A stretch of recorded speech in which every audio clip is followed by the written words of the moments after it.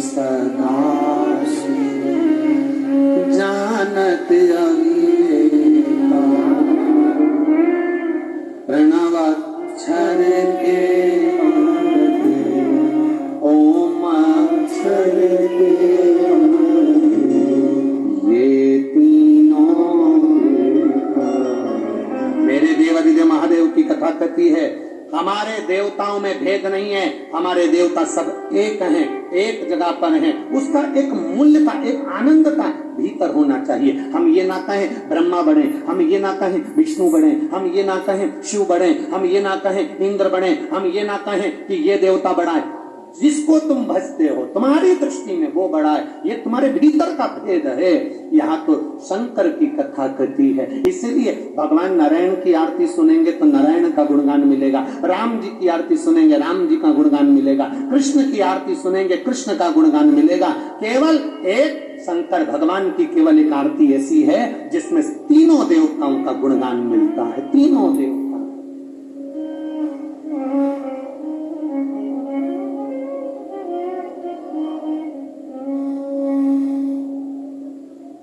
अच्छे माला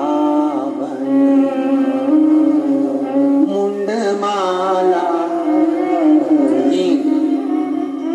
ब्रह्मा विष्णु सदा तीनों को एक करा, तीनों को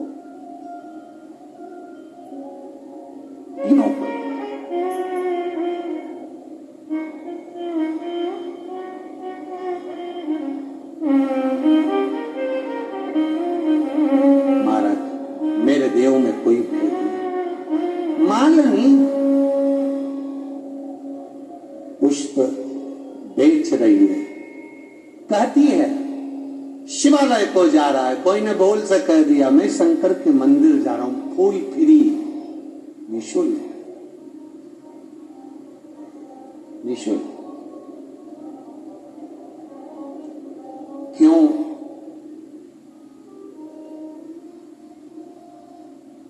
पुराने जमाने में पुराने जो लोग होते थे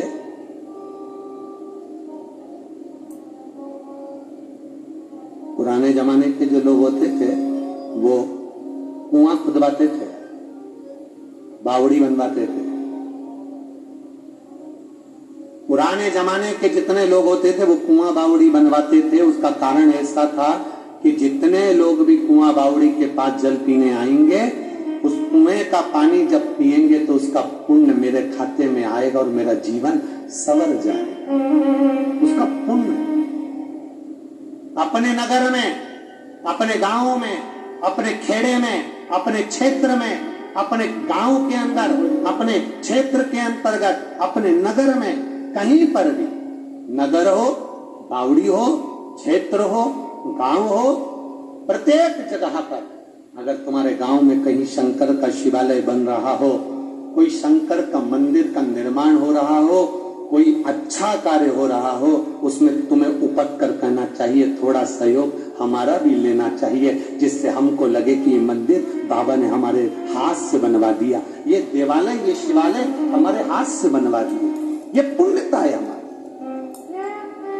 ये आनंदता है। मालिनी पुष्प देती, शिवालय तक जाता। एक दिन मालिनी के परिवार वालों ने पूछ लिया मालिनी से, मालिनी के परिवार वालों ने पूछा मालिनी से, मालिनी इतनी मेहनत करती है, फूल लेकर आती है और तेरा पुष्प तो सब जगह बेचती है, पर वो फूल जो शिवालय जाने वाला कोई जीव है उसको तो निःशुल्क दे देती है, इसका कोई फल तुझे मिलने वाला? मालिनी ने कहा, मैंने अपने गुरु देवऋषि नारद के मुख से एक बार सुना था, शंकर के मंदिर में किया गया पुण्य, शंकर के मंदिर में चढ़ाया गया एक लोटा जल, शंकर के मंदिर में चढ़ाई गई एक बेलपत्र, शंकर के मंदिर में दिया गया एक पुष्प की पंखड़ी, शंकर के मंदिर में लगाया गया एक दिया, शंकर के मंदिर में लगाया गया घृत दीप, शंकर के मंदिर में लगाया गया भोग, शंकर को चढ़ा हुआ कोई पदार्थ खाली नहीं जाता, उसका पुण्य हमारे खाते में जरूर आता है और कभी समाप्त नहीं होता, कभी समाप्त नहीं होता। सारे वार, शनिवार का व्रत कर लीजिए, मंगलवार का व्रत कर लीजिए, आप बुधवार का व्रत कर लीजिए, गुरुवार का व्रत कर लीजिए, आप जितने जितने जीवन के व्रत हैं सारे व्रत निकाल लीजिए, सारे व्रत कर लीजिए और एक बार सावन के महीने में सोमवार पड़ जाए, सावन के महीने में शिवरात्रि पड़ जाए, 12 महीने की शिवरात्रि पड़ जाए, सोमवार की अष्टमी पड़ जाए, तीज पड़ जाए, यदि सोमवार की अष्टमी पड़े, तीज पड़े, शिवरात्रि पड़े, प्रदोष पड़े, इन व्रतों की लिस्ट निकाल लीजिए और सारे व्रतों की लिस्ट निकाल लीजिए, आपको अंतर मालूम पड़ जाएगा। आपको ज्ञात हो जाएगा कि व्रत की प्रमाणता क्या है, व्रत का एक सुख क्या है। शनिवार, मंगलवार, बुधवार, गुरुवार, शुक्रवार, रविवार, जितने व्रत करना है करो और एक सोमवार का व्रत करना। कभी जीवन में उतार कर देखना, जब अंत समय की घड़ी होती है, हमारे सारे व्रत का पुण्य भले मरते समय तक समाप्त हो जाता है, पर प्रदोष, एकादशी, सोमवार, शिवरात्रि, सोमवार की अष्टमी, ये व्रत एक ऐसे होते हैं, तीज का व्रत, छठ का व्रत, नवरात्रि के व्रत, ये व्रत एक ऐसे होते हैं जिनका पुण्य हमारे मरने के बाद तक हमारे पास रहता है, समाप्त नहीं होता है। वो पुण्य समाप्त नहीं होता। अरे लोग क्यों कहते हैं शिवरात्रि है, जाओ शंकर जी के मंदिर में एक लोटा जल चढ़ा के आओ, सावन का महीना है, जाओ शंकर जी के मंदिर में, जाओ एक लोटा जल चढ़ा के आओ। हम क्यों कहते हैं, रोज इस व्यासपीठ से चिल्ला चिल्ला कर कहते हैं सारी समस्या का हल एक लोटा जल। क्यों कहते हैं, उसका कारण है कि शंकर के मंदिर में अगर एक लोटा जल चढ़ा रहे हो, शंकर के मंदिर में जाकर सेवा कर रहे हो, तो वो शंकर भगवान को चढ़ा हुआ जल खाली नहीं जाता, अंत समय तक तुमको बल प्रदान करता है, वो समाप्त नहीं होता, उसका पुण्य समाप्त नहीं होता, वो पुण्य प्रबल होता है, वो खाली नहीं जाता।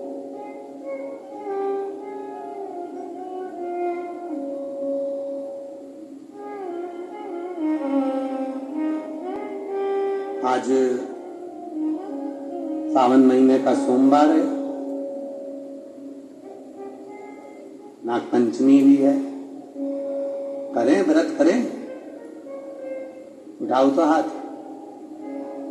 हाँ ठीक है कर लो कर लो। साबुदाना की खिचड़ी खा ली,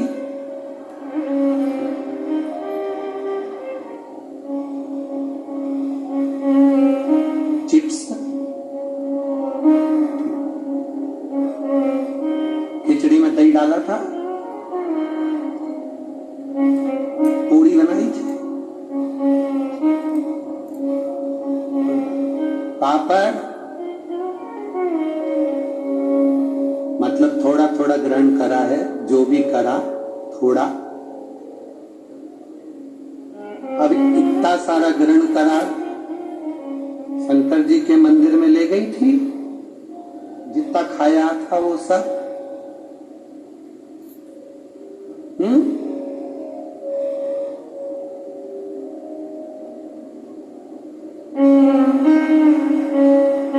अरे बोलो तो, जम के बोलो जरा। ले गए थे? नहीं, आज सोमवार था, मंदिर जाती ना तो बाबा से क्या कराती, बाबा आज सोमवार है, मेरा व्रत है, खिचड़ी बनाई है, चल रहा है क्या खाने? एक बार तो दिल से कह देती, भोलेनाथ तेरे मंदिर छोड़कर घर में खड़ा मिलता, दिल से अगर कहती तो वो दिल से। आप दिल से पुकारो तो उसको, हम दिल से पुकारते ही नहीं है। हमने तो सोच कर बेटे पाषाण है, हमने तो सोच कर बेटे पत्थर का है, हमने तो सोच कर बेटे शिवलिंग है, हमने तो सोच कर बेटे शंकर है ना, दिल से पुकार।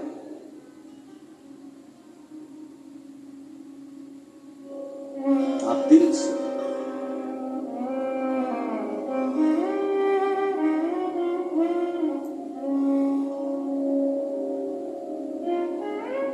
जिस दिन आपने दिल से उसको पुकार लिया, वो दिल से तुम्हारे सामने खड़ा मिले, दिल से।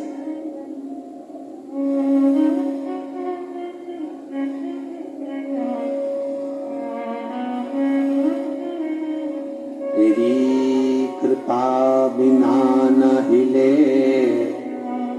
एक भी अणु, लेते हैं श्वास तेरी कृपा से। बखान क्या करूं मैं राखों के ढेर का, चपटी बबूत में खजाना का। उसे दिल से अगर आप बोलोगे वो दिल से सुनता है। जाते हो शंकर जी के मंदिर आप लोग? हाथ उठाओ जरा सभी लोग, तीनों चारों पांचों पंडाल वाले, पीछे जितने बैठे हैं वो भी, सब जाते हैं? रखो, मंदिर जाओ, जल चढ़ाओ, जल चढ़ाओ, तब मुख से जल चढ़ाते समय धीरे धीरे जब जल चढ़ाओ तो बाबा से दिल से कहना श्री शिवाय नमस्तुभ्यं, दिल से धीरे धीरे। और अब आपको ये आया है पत्र में, देखिए एक पत्र का, मेरा नाम प्रिया पुष्पद है, मेरे पति का नाम श्याम सुंदर पुष्पद है, मैं राजगढ़ नागर मोहल्ले वार्ड क्रमांक 12 की रहने वाली। नागर मोहल्ला ही है। हाँ, कहीं बैठी हैं क्या? कहीं बैठे हो तो हाथ हिला सकते हैं।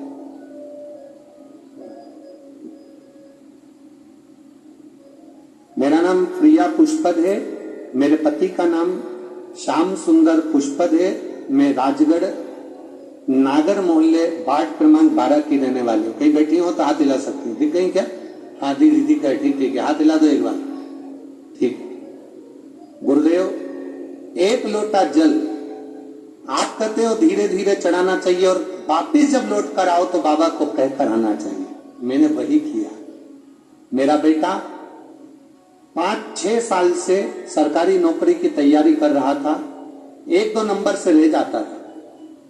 मेरे बेटे ने अब ठान लिया कि मैं सरकारी नौकरी की तैयारी नहीं करूंगा मां, क्योंकि हो ही नहीं रहा। मैंने अपने बेटे से कहा देवाधिदेव महादेव को एक लोटा जल चढ़ा, धीरे धीरे श्री शिवाय नमस्तुभ्यं कहकर जब जल चढ़ाएगा, वापिस लौट कर जब आए तो बाबा से कहकर आना, बाबा आप मेरे साथ चलो और मेरी जिंदगी को संवार दो। गुरुदेव वही क्रम किया। बेटे में भी हिम्मत आई, बल आया और बेटे ने कहा मां अब तो कुछ भी हो जाए। 3 दिन बेटा शंकर के मंदिर गया और चौथे दिन कहता कुछ भी हो जाए मां, सरकारी नौकरी तो मिलेगी ही, मैं मेहनत भी करूंगा और बाबा मेरा साथ भी देगा। गुरुदेव शिव जी के मंदिर में धीरे धीरे श्री शिवाय नमस्तुभ्यं कहकर जल चढ़ाने लगा। आता, बाबा से प्रार्थना करता। एग्जाम का टाइम आया, बेलपत्री शहद का प्रयोग करा, मैंने पशुपति व्रत करा। बाबा की कृपा का मैं क्या वर्णन करूं गुरुदेव। केवल कुछ ही महीने निकले थे। 8 नवंबर 2022 को मेरा बेटा सरकारी नौकरी सब इंजीनियर की परीक्षा हुई, उसमें मेरा बेटा का सिलेक्शन हो गया। 3 जुलाई 2023 को उसने ज्वाइनिंग कर लिया और यहीं राजगढ़ में मोहनपुरा डैम में मेरा बेटा इंजीनियर पद पर नियुक्त हो गया। मैं बाबा को प्रणाम करूंगा। बधाई मां आपको, बेटी है। हर हर महादेव। ये शिव तत्व है, ये औघड़ी है, ये त्रिकालदर्शी है, ये कैलाशी। अब करो उसका भजन।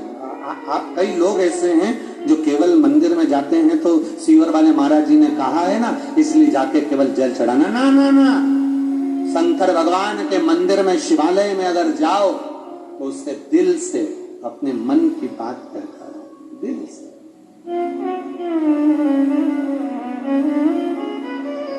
कोई जाए जो काशी में मेरा बेगा दे जाए, कोई जाए जो काशी